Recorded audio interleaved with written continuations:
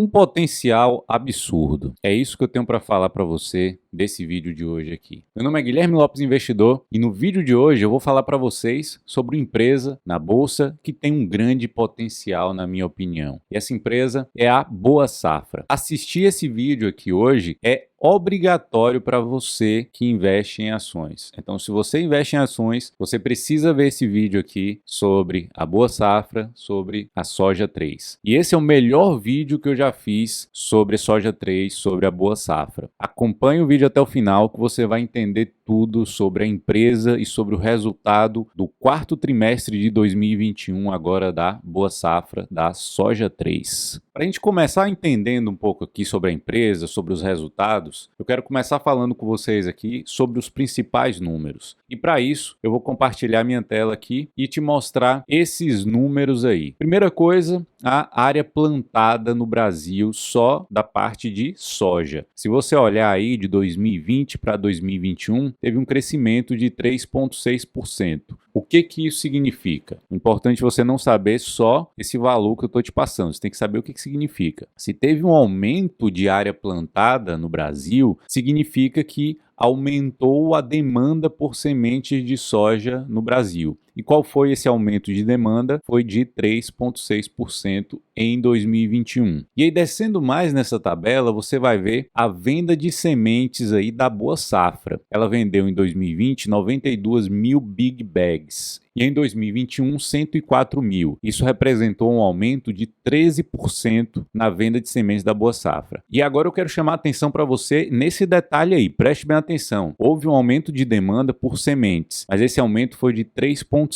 E houve um aumento na venda de sementes da Boa Safra. Esse aumento foi de 13%. O que isso significa? Se a demanda cresceu 3,6%, mas a Boa Safra aumentou o volume de vendas em 13%, significa que a Boa Safra cresceu de forma real em torno de 9,4%, ou seja, ela cresceu acima do mercado dela. Outra parte importante da gente salientar é a parte de aumento de vendas das sementes com biotecnologia e das sementes com TSI. Esses dois tipos de sementes são aquelas que têm mais tecnologia, principalmente a TSI. E você percebe o grande aumento ali de 75% das sementes de TSI. Então o mercado vem aumentando essa demanda por mais tecnologia nessas sementes. E eu vou falar com você já o porquê que isso está acontecendo. Agora eu estou passando só os principais números aqui desse trimestre. Depois você vai perceber aí um aumento no seu market share. Em 2020, a Boa Safra tinha um market share de 5,7%, ou seja, 5,7% de todo o mercado de sementes de soja era da Boa Safra. Agora ela já possui 6,1%. Cresceu o market share, importantíssimo.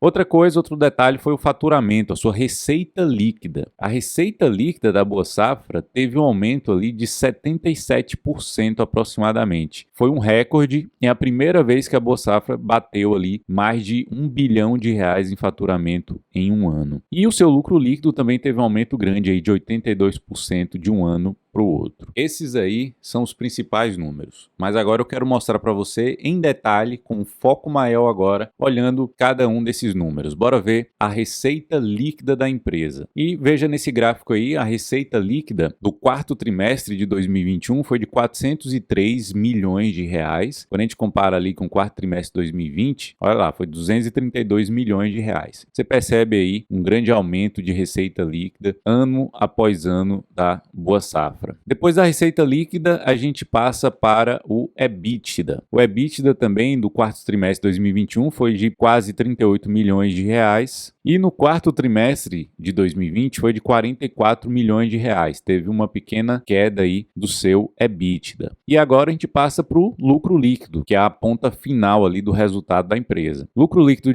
do quarto trimestre de 2021 foi de 30,8 milhões de reais. E no quarto trimestre de 2020 foi 38,6 milhões de reais. Teve uma pequena queda aí também no seu lucro líquido no quarto trimestre de 2021. E eu tenho certeza que te chamou a atenção exatamente disso. Receita bateu recorde, a receita aumentou, mas ela teve uma queda no seu EBITDA, ela teve uma queda no seu lucro, e isso provavelmente chamou a sua atenção, né? Mas Guilherme, como assim? Ela bateu recorde no faturamento, depois teve queda no EBITDA, teve queda no lucro, isso é bom, isso não é? E você vai entender isso aqui nessa próxima imagem aqui, olha aí. Os custos da empresa, o custo cresceu 82% de 2020 para 2021. Por que que esse custo aumentou? O que que aumentou ali? O que que aumentou ali que impactou demais esses custos? Primeira coisa, a empresa fala que foi basicamente pelo aumento com custos de insumos, e esse custo de insumo, basicamente com a aquisição de grãos que são comercializados in natura. Ela compra esses grãos e depois adiciona a tecnologia, faz todo o preparo aí nesses grãos. E esses grãos são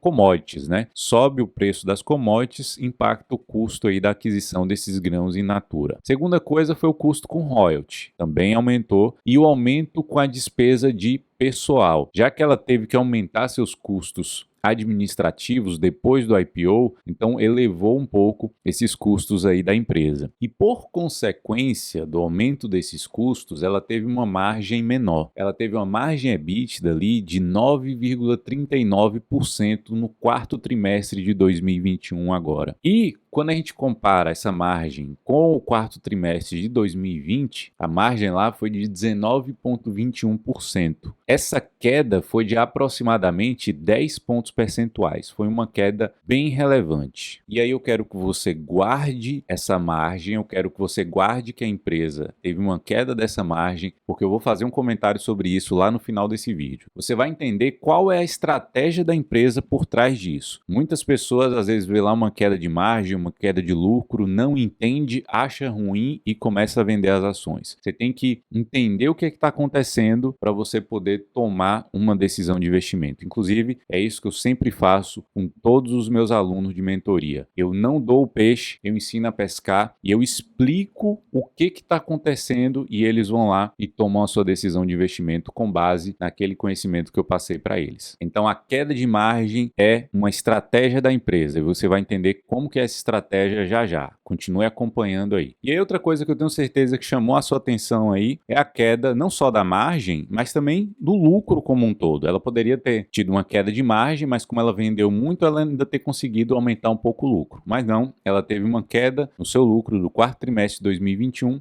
para o quarto trimestre de 2020. Por que que isso aconteceu? É importante que você saiba por que que isso aconteceu. E olha o que que eu estou falando aí. Que queda foi essa no lucro? É basicamente essa aí, ó. Quarto trimestre de 2021, 30,8 milhões de reais. Quarto trimestre de 2020, 38 milhões de reais. Teve uma queda no lucro de um trimestre para o outro. Eu vou te explicar o porquê. Basicamente, um dos fatores que afetou essa queda nesse lucro foi porque houve uma antecipação de compra por parte dos agricultores dessas sementes para o terceiro trimestre de 2021. O que aconteceu? As chuvas aconteceram antes do previsto e aí os agricultores falaram assim, opa, começou a chover, a gente tem que antecipar a nossa plantação. Aí eles foram lá, ao invés de comprarem no quarto trimestre de 2021, anteciparam e compraram no terceiro trimestre de 2021. Por isso você vê um grande lucro da Boa Safra no terceiro trimestre e uma queda ali acentuada no quarto trimestre de 2021. Foi basicamente por conta disso, por conta de uma antecipação das chuvas e, consequentemente, uma antecipação dessa compra das sementes. E isso é uma das características desse setor que a Boa Safra está inserido, que é a sazonalidade dentro de um ano. Isso é muito importante que você entenda e, por isso, preste muita atenção aqui nesse ponto agora que eu vou te explicar como é que funciona essa sazonalidade aí da Boa Safra para você entender. Antes de passar qualquer informação adicional para você, você precisa entender qual é o ciclo ali da Boa Safra. Você nunca deve olhar para a Boa Safra olhando um trimestre isoladamente. Você sempre tem que olhar de 12 em 12 meses para você entender todo o ciclo que acontece ali. E como é que é esse ciclo? No primeiro e no segundo trimestre, a companhia ela praticamente só tem custo e quase nenhuma receita, porque ela pega o primeiro e segundo trimestre para fazer o beneficiamento daquelas sementes, implantar aquela tecnologia dentro daquela semente sementes in natura e depois ela faz o armazenamento dessas sementes lá nas câmaras frias. Então ela passa ali primeiro e segundo trimestre com alto custo e praticamente sem receita. Quando chega no terceiro trimestre que ela começa a gerar receita, que os agricultores começam a comprar essa semente para fazer o seu plantio. Então terceiro e quarto trimestre é onde vem o maior faturamento da empresa. Então você tem que sempre olhar Boa Safra nos 12 meses. Se você olhar só o primeiro e segundo trimestre, você toma um susto, acha que a empresa vai quebrar, que ela não vai dar mais lucro, só tem prejuízo e acaba não entendendo o que acontece ali. Então preste bastante atenção nisso e olhe sempre os últimos 12 meses. E aí a gente vai avançar um pouco mais e entender que o resultado financeiro da Boa Safra ele pode ser impactado pela variação cambial, já que ela compra soja in natura, então ela gasta em dólar, já que é uma commodity, o preço é em dólar, e ela tem insumos também, como fertilizantes, que são em dólar. Então essa variação cambial e a variação no preço dessas commodities pode impactar ali o resultado financeiro da empresa. E qual é a coisa mais importante que a gente precisa olhar então para a gente tirar esse viés financeiro da empresa? A gente precisa olhar o volume de vendas da Boa Safra. A gente precisa entender se ela está vendendo mais sementes ou não. E para entender isso, é só olhar nesse gráfico aqui agora. Olha aí. Em 2021,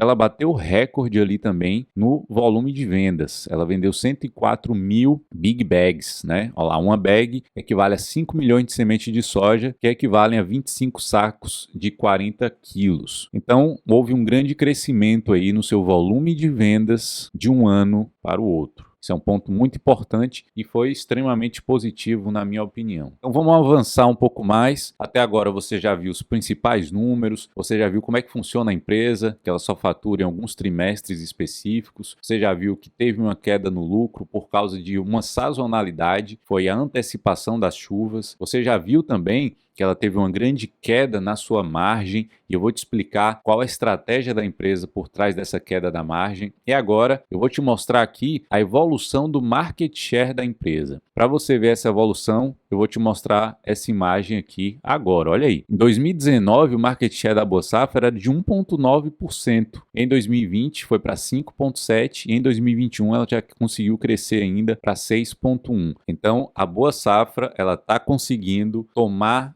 fatia de mercado de outras empresas menores, ela está conseguindo seguir o seu processo de consolidação e crescimento ali que ela se propôs a fazer. Outra coisa, só um parêntese aqui, outra coisa que chamou bastante atenção nesse resultado foi o aumento de vendas nas sementes que recebem tratamento industrial, que é aquela TSI, que são as sementes que têm mais tecnologia embarcada nelas ali. E essas sementes que têm mais tecnologia embarcada é onde tem o maior diferencial ali da Boa Safra, que tem uma alta taxa de germinação. Essas sementes elas meio que já têm ali uma proteção contra fungos e algumas pragas, que faz com que os agricultores eles não precisem utilizar químicos naquela estrutura ali, naquela plantação, ou o mínimo possível. Então você viu que houve um crescimento dessas sementes, da venda de sementes TSI, mas elas ainda representam 20% das sementes comercializadas. Ou seja, ainda existe uma avenida de crescimento muito grande aí para esse tipo de semente específica que eu estou falando. Lá nos Estados Unidos, se eu não me engano, segundo o Marino Colpo, que é o CEO, o fundador da empresa, lá nos Estados Unidos, se eu não me engano, é em torno de 90% dessas sementes aí que são vendidas, as sementes com tratamento especial, com mais tecnologia embutida. E agora eu vou mostrar para vocês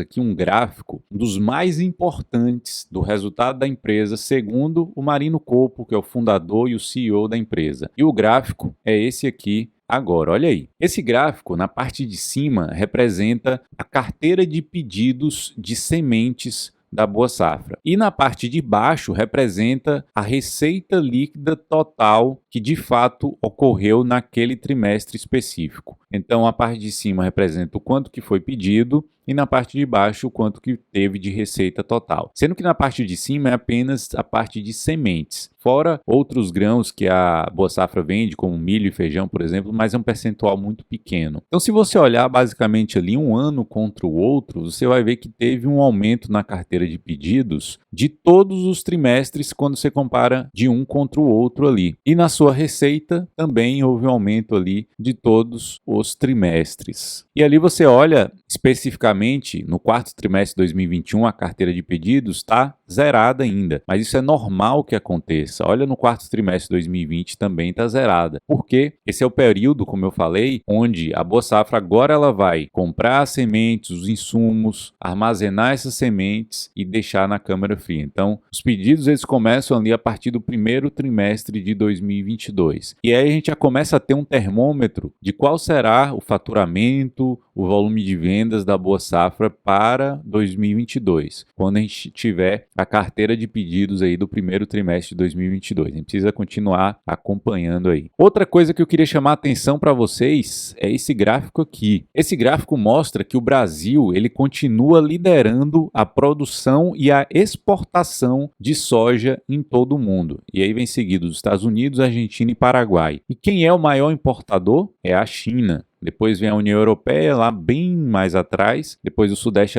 Asiático e o México. Então você vê que o principal cliente, digamos assim, do Brasil é a China. Então a gente também tem que ficar um pouco de olho lá no mercado da China. Agora eu quero mostrar um gráfico aqui que eu quero que você preste bastante atenção também para você não cometer o erro de análise quando você olhar esse gráfico aqui. Tá? Preste bastante atenção nesse gráfico aqui que eu vou te mostrar agora. Esse gráfico ele mostra a produção de soja nas seguintes safras. Você olha aí safra de 2010, 2011, 2011, 2012 e olha ali no final a de 2021 e 2022. Quando você olha esse gráfico, você fala, poxa Guilherme, até agora tinha subido aí em quase todas as safras, quase todos os anos e nesse último a gente vê uma queda e uma queda até significativa. Então a expectativa é que haja uma quebra aí nessa safra, uma diminuição na produção e a resposta é sim, mas tem um grande detalhe, preste bem atenção nisso aqui agora. E para isso eu vou jogar a câmera aqui completa para você prestar atenção. O grande detalhe é que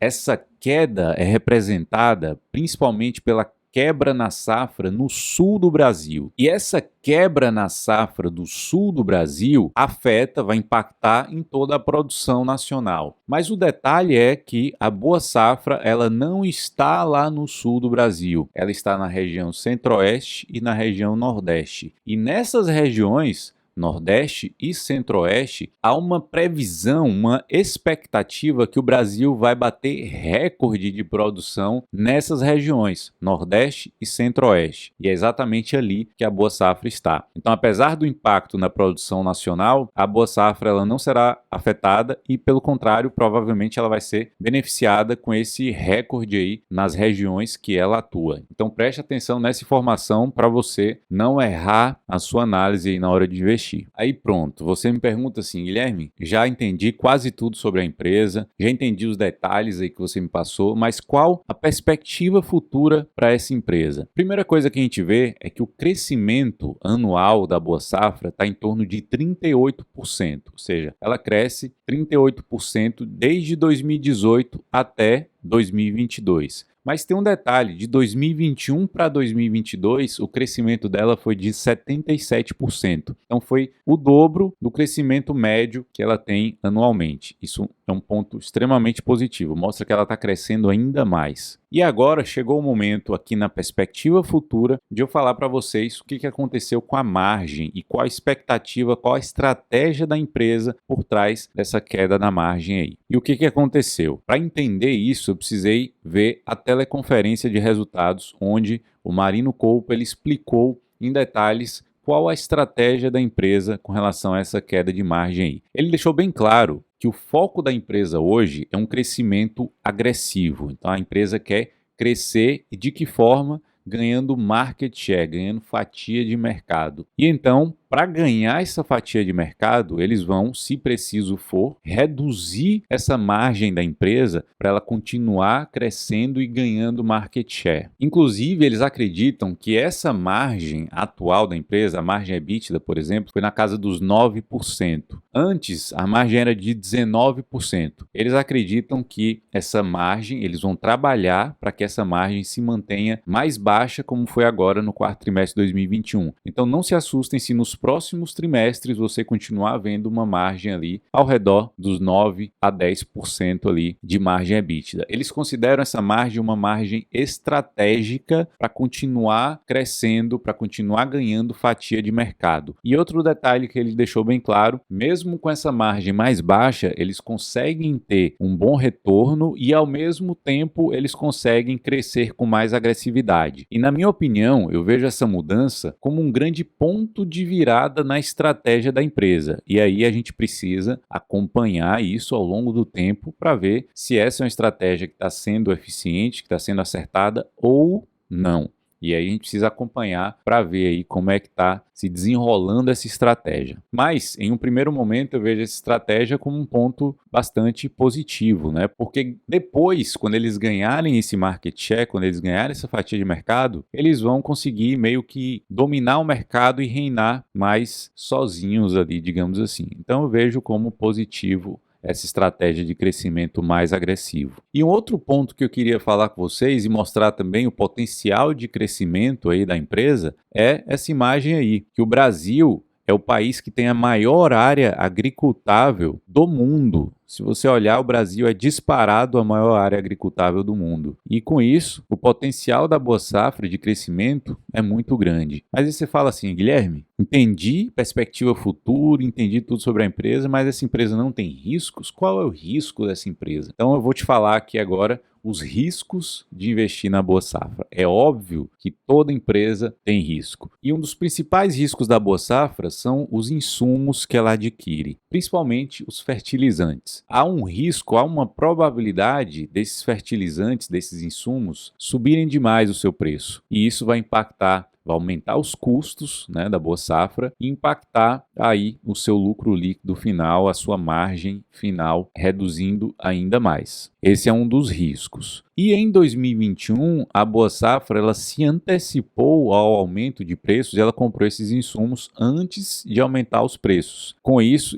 permitiu um bom desempenho dela em 2021. Mas em 2022, a gente tem que aguardar aí para ver o desenrolar de toda essa história aí dos fertilizantes. Então, vamos acompanhar as cenas dos próximos capítulos. Esse é um dos riscos da Boa Safra. O outro risco seria a variação cambial, porque isso impacta diretamente ali nos custos da Boa Safra. Mas esse risco ele foi reduzido porque a empresa ela aprovou pelo Conselho uma política de hedge. Então, ela vai fazer um hedge, uma proteção para essa variação cambial. Então esse risco ela acabou meio que eliminando aí para os próximos trimestres. E agora chegou a hora de você ver a nossa conclusão aqui. Será que vale a pena comprar a Boa Safra? Será que não vale a pena? Será que ela tem potencial? Será que não tem? Será que ela está barata? Será que ela está cara? Você vai entender tudo isso aqui agora. Continue acompanhando aí. No vídeo passado que eu fiz sobre a Boa Safra, se você quiser tá aqui no meu YouTube, veja lá. Eu fiz todos os vídeos sobre todos os trimestres ali da Boa Safra.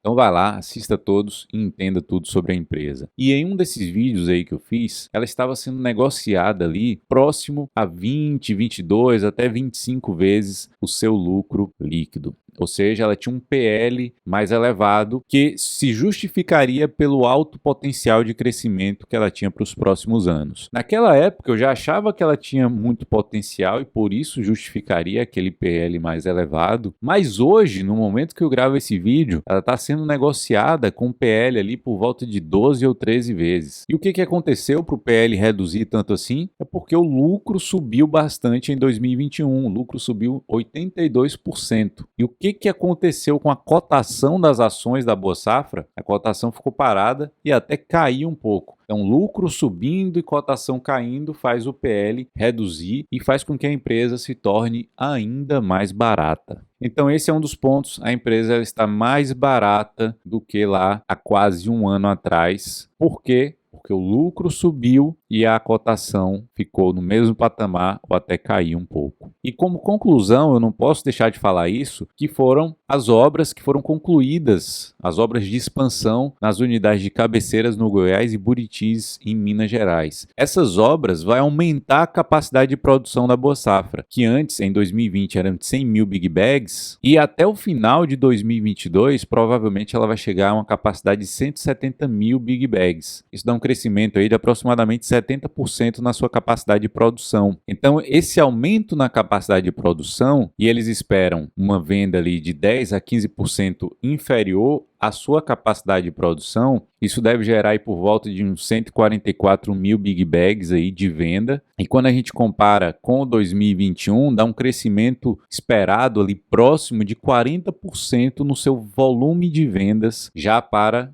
2022. Esse é um crescimento muito bom e muito expressivo. Então, esse é o primeiro ponto aqui para você entender onde é que eu quero chegar. E a segunda coisa, na conclusão aqui, é que eles vão começar outras expansões que devem aumentar ainda mais a produção lá em 2023 já. O que significa que ela não vai crescer só esse ano, 2022, mas vai continuar crescendo em 2023 e nos próximos anos também. Então eu espero um maior crescimento do setor, você viu que o setor está crescendo, eu espero um maior crescimento de market share da empresa, que ela está crescendo com mais agressividade, um PL de 12 vezes o lucro para uma empresa que está crescendo bastante. Na minha opinião, a Boa Safra ela está bastante barata, mas lembrando que isso não é nenhuma recomendação de compra para você. A minha recomendação é que você estude e entenda sobre essa empresa para você tomar boas decisões de investimento. E se você ainda não sabe como avaliar bem a empresa, como estudar a empresa, como tomar decisões de investimento e investir de forma segura,